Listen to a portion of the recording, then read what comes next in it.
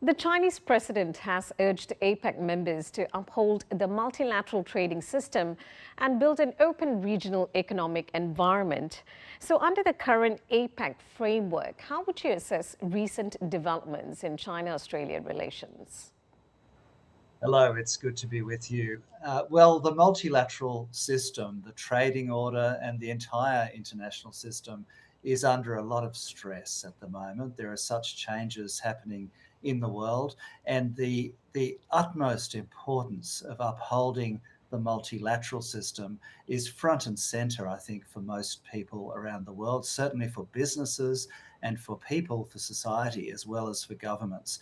So, uh, for China and Australia, this is fundamentally important to have an open trading system to maintain what has worked so well for us in the Asia Pacific. In the last, let's face it, more than 30 years, we've had a very successful period of regional economic integration, decreasing barriers to trade and to investment, and that has served the people of the Asia Pacific so well. So we need to cling on to this at a time when there are protectionist pressures. There are pressures for major powers to think about their interests as coming first before others.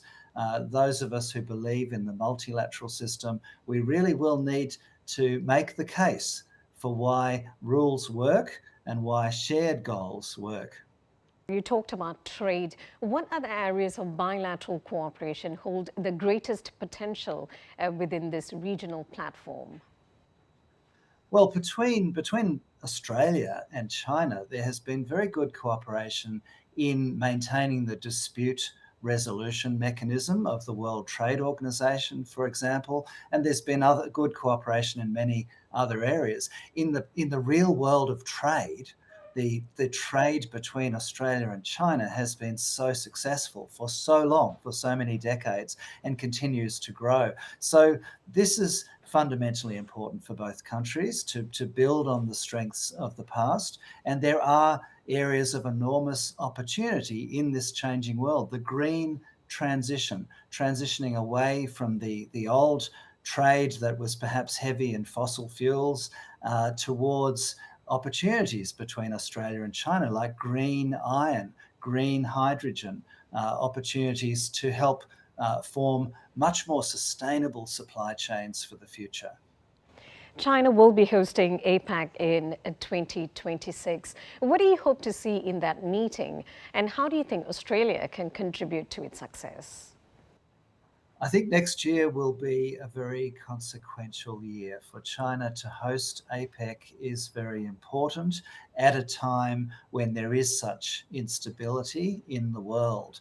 And so China will be able to demonstrate its confidence in the multilateral system.